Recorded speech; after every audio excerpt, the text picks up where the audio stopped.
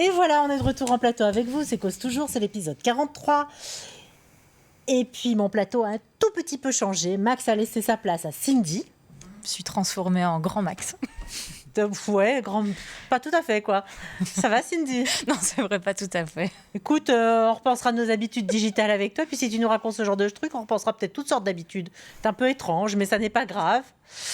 En tous les cas, respire, c'est bon. T'es installé avec nous, t'es en plateau avec nous. Et nous, on part un petit peu au loin, pas si loin. Bonjour Astrid. Bonjour. Alors voilà, on te retrouve comme on le fait régulièrement. C'est pas comme s'il n'y avait pas d'actu sur le marché du luxe, même si on est un peu enfermé. Et oui, d'ailleurs, il y a eu plusieurs gros événements dont je voudrais vous parler. Le premier, alors LVMH a publié ses résultats la semaine dernière. Tout à fait. Et le gros des résultats d'LVMH, c'est la division qui s'appelle Fashion and Leather, donc Ouais. mode et maroquinerie, qui a Dior, Louis Vuitton et toutes ces Fendi, Céline, ces grandes et belles marques. Et moi, je me suis posé la question, comment ils ont fait pour maintenir leur profitabilité alors que, je veux dire, les magasins étaient fermés, etc., etc. Alors, je me suis non seulement plongée dans les résultats, mais j'ai appelé aussi pas mal de gens, je me suis renseignée. Et en fait, ce qui s'est passé, c'est d'abord, les ventes n'ont pas tant baissé que ça. Elles ont baissé que de 5% sur toute l'année, alors que tout le secteur, lui, a perdu 20% de son chiffre d'affaires au minimum et en moyenne. C'est-à-dire tout le monde, Gucci, Prada, toutes les marques sont en déclin. Et la seule qui a connu de la croissance, c'est Dior. De tout le secteur. Il y a Dior et Bottega Veneta et c'est tout. Astrid, est-ce qu'on sait ce sur quoi Dior a performé? Oui, Parce que Dior, alors, c'est une marque qui est très très large. Des cosmétos à la maroquinerie en passant par la mode, la couture, il y a beaucoup. Et c'est surtout les équipes qui se sont vraiment démenées et comme d'ailleurs aussi chez Louis Vuitton, ils ont beaucoup démarché les clients par téléphone, ils leur ont montré des produits par Zoom avec des très jolis décors, ils leur ont raconté des histoires, les nouveautés, les nouvelles collections. Et d'ailleurs, les gens, ils disent qu'ils sont épuisés, ils en peuvent plus parce qu'ils travaillent tous du matin tôt jusqu'à tard dans la nuit. Mais les résultats sont là et Dior donc surperforme, mais Louis Vuitton aussi. Et je parlais à quelqu'un qui me racontait que les gens là-bas, du jour au lendemain, ils ont dû apprendre à devenir téléconseillers, à travailler au téléphone, à vraiment comment développer sa base de clients, comment développer les contacts avec ses clients et surtout qu'ils aient envie d'acheter et de susciter le désir. Astrid, Mais il y a d'autres aussi, pardon? Astrid, par rapport à ça, ça veut dire clairement que le client a toujours été relativement central dans ces maisons de luxe, mais d'un seul coup, le client central qui était identifié par presque un avatar de ce que peut être un client est devenu un monsieur ou une dame avec un prénom et un nom, un numéro de téléphone, et est devenu vraiment l'être physique qu'on joint pour lui faire une offre extrêmement ciblée. Absolument. Et surtout, ce qui est important, c'est que ils ont toute leur histoire, les anniversaires, et donc du jour au lendemain, voilà, ils ont appris à vraiment s'occuper des clients locaux, ce qu'ils n'ont pas eu à faire pendant 20 ans, parce qu'ils avaient des bus de touristes qui arrivaient dans les boutiques, et donc ils n'avaient pas besoin d'aller chercher le client. Donc ça, c'est très nouveau pour les boutiques de luxe. On a cette image parisienne, évidemment, des files infinis devant les grandes boutiques, des marques que tu viens de situer du groupe LVMH. Moi, pour raconter une petite histoire, je n'avais pas compris ce qui m'arrivait. Après, on me l'a expliqué. Il y a quelques années, je me promenais avenue Montaigne, je pense, ou sur les Champs, je ne sais plus. Et j'ai été abordée par manifestement un touriste asiatique qui m'a dit « Madame, est-ce que vous voulez bien aller acheter 2 sacs chez Louis Vuitton pour moi et je vous les paye le double ?» Et j'ai pas compris ce qui m'arrivait. J'ai dit non parce que je trouvais ça très très bizarre et je suis partie. Et ensuite, on m'a expliqué, ils ont des quotas et donc ils veulent qu'on leur achète des sacs qu'ils peuvent ramener chez eux. Enfin, des histoires hallucinantes et abracadabrantes. Ces gens-là, et ils font beaucoup d'argent. Et moi, on m'a déjà demandé 20 fois d'acheter des sacs aussi chez Hermès, etc. On me payait des fortunes, mais moi, ça m'intéresse pas du tout. Et donc voilà. Alors, petite chose aussi qu'il faut dire, que non seulement ils se sont vraiment démenés pour démarcher les clients, mais LVMH, je ne sais pas si vous vous souvenez, mais l'année dernière, ils avaient dit, nous, on ne va pas du tout utiliser les mesures de soutien de l'État, de chômage partiel, etc. Oui. Et ils avaient dit ça alors qu'au départ, ils comptaient les utiliser, mais quand Chanel et Hermès Tout ont à fait. dit non, nous n'allons pas utiliser ces mesures, tout d'un coup, LVMH et Kering ont dit ah ben non, nous non plus. Bien sûr. Très bien, ici tout va bien. Et il se trouve qu'en fait, donc l'été dernier, moi j'avais déjà publié une enquête qui disait qu'il y avait des gens de chez Dior en Grande-Bretagne, des gens de chez Hublot, Tag Heuer, qui sont les marques de montre du groupe LVMH en Oui. Suisse. Et aussi, j'ai appris chez Fendi à Paris, parce qu'ils ont utilisé comme excuse qu'ils avaient engagé des gens pour la Samaritaine. Et comme la Samaritaine, vraiment cet immeuble mythique juste sur les bords de la Seine, devait rouvrir, finalement n'a pas rouvert. Ils avaient le staff dont ils ne savaient pas quoi faire, etc. Mais il fait ça de façon très discrète et c'est jamais écrit. Et puis aussi, il faut savoir que même si ce sont des marques qui connaissent des taux de croissance absolument faramineux, parce que Dior, il faut savoir que au dernier trimestre, troisième et quatrième trimestre, on a eu des croissances de 30-40% année sur année, ce qui est absolument extraordinaire vu les temps qui courent. Sans blague. Et donc, même dans ces marques surperformantes, eh bien, on renouvelle pas les contrats à durée déterminée. Voilà, on renouvelle pas, on remplace pas les gens qui partent. Et puis surtout, il y a eu des baisses de salaire parce que vous êtes payé sur les ventes totales et vous avez des bonus, mais si les ventes baissent de votre magasin, eh ben, vous aurez moins de commissions. Donc voilà.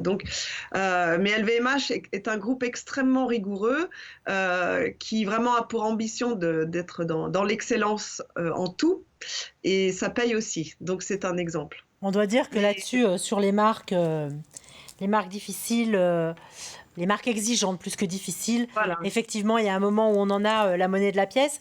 Il y a quand même quelques marques qui vont un peu moins bien. On parlait de Berluti, de Céline. Absolument. Donc, alors Céline, c'est quand même quelque chose d'extraordinaire. Il faut que je vous raconte une expérience. Je suis allée avec un ami à la boutique, le flagship de Céline pour hommes à Paris. Et il se trouve que cet ami, un ami que je connais depuis longtemps, est un hétérosexuel, c'est-à-dire que c'est un homme qui aime les femmes.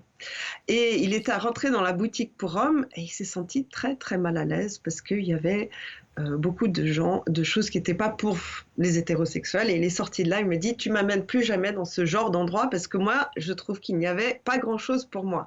Donc c'était des choses, comment te dire, vraiment très californienne. Eddie Slimane, le créateur, vénéré, a beaucoup de talent. Et donc, il fait des bombers, il fait des vestes avec des broderies. Donc, ça, c'est très joli. Mais on va dire que c'est aussi un peu efféminé. Peut-être que les hommes ne sont pas fous de cette mode-là.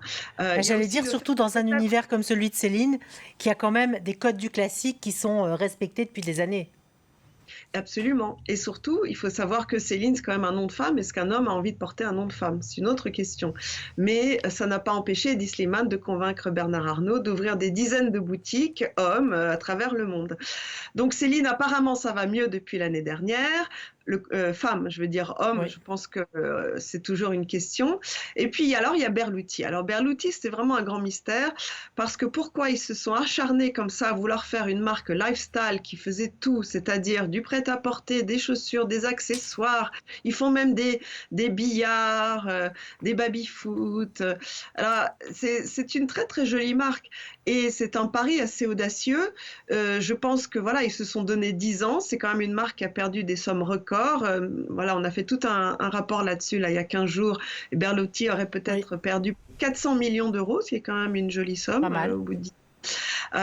Donc on se demande voilà combien de temps ça va durer, combien de temps ils vont perdre de l'argent et surtout est-ce que ce serait pas une marque qui bénéficierait de devenir un peu plus exclusive, peut-être moins de magasins qui redeviennent le rêve Berluti avec le Club Swan qui c'était ces dîners incroyables où les gens ciraient leurs chaussures avec du XO, du cognac XO et du champagne Dom Pérignon.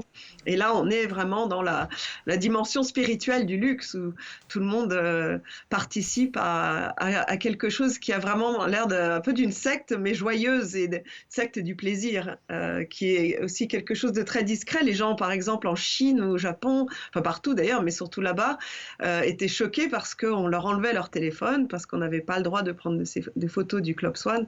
Donc voilà, la légende est là de Berluti et je pense que Voilà, et peut-être, on voit beaucoup de monoproduits qui marchent très bien. Est-ce que se reconcentrer sur la chaussure et faire un peu de prêt-à-porter, mais là, je veux dire, ils sont vraiment allés full out avec des créateurs qui coûtent quand même très cher. Et surtout, c'est Ils ont pas leur ADN. Ils ont pris le créateur de Dior, ils ont pris le créateur de Zegna, donc voilà, ils ont pris Ryder Ackerman. Enfin, ce sont des gens qui font de la mode et je ne sais pas si Berluti peut devenir une vraie marque de mode masculine, qui était un pari audacieux. Et je comprends qu'il l'ait fait il y a 10 ans.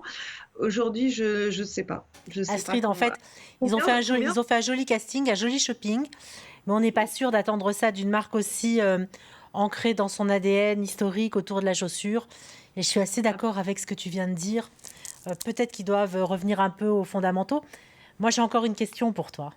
Cette semaine, on a vu revenir l'enfant prodige de la mode. Non?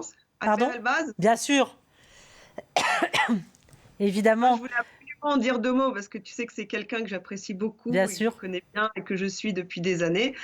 Et il m'a vraiment agréablement surprise parce que donc il faut vraiment aller voir AZ Factory. C'est une vidéo de 25 minutes et il a décidé de créer une mode basée sur la technologie. En fait, c'est la mode de demain avec des robes très proches du corps. Que vous fassiez 100 kilos ou 40 kilos, elle vous ira bien, vous garantit Albert Elbaz, parce que il y a 13 comment dire, élasticités différentes suivant les parties du corps où la robe épouse donc vos formes. En fait, il Euh, l'annonce. C'est du XS au XXL. alors, du X6, du XXS au XXXL. Et ce que j'ai adoré, c'est les sneaky pumps, parce qu'il disait que les femmes aimaient beaucoup les chaussures pointues, les escarpins pointus, parce que ça allonge la jambe. Alors, il nous a créé des baskets pointues assez féminines qu'on peut porter avec ses robes et qui sont vraiment pas mal. Et ce qui m'a aussi impressionné, c'est que sa mode, c'est une mode loungewear, yoga, et qui se transforme en robe de cocktail avec des colliers de perles. Donc vraiment, je pense que c'est une mode assez complète.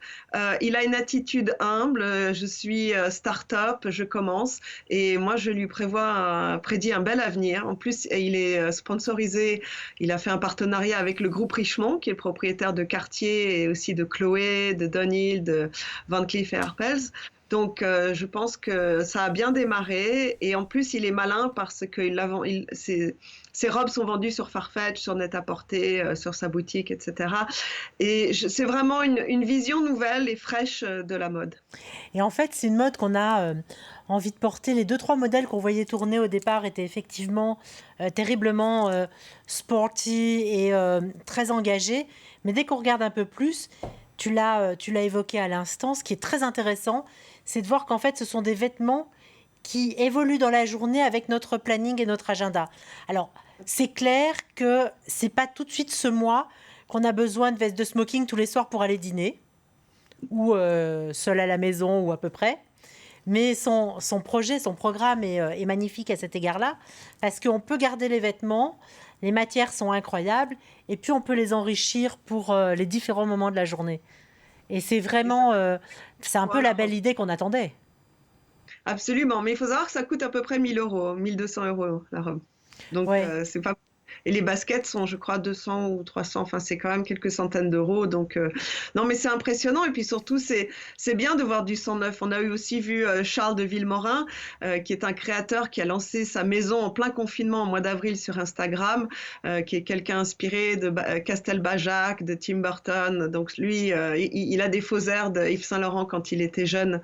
Et c'est aussi une star montante. Enfin, voilà, là, on a beaucoup de sang frais qui arrivent, des retours, des nouvelles idées. Et c'est merveilleux parce que en ces temps difficiles de confinement, eh bien ça réchauffe le cœur de voir tant de création, tant d'ambition, tant de rêves.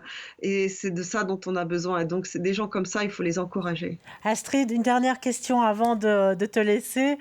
Dans tout ce qu'on a vu passer déjà dans ces défilés digitaux, dans ces présentations, qu'est-ce qui t'a ému ou intéressé ou fait sourciller ?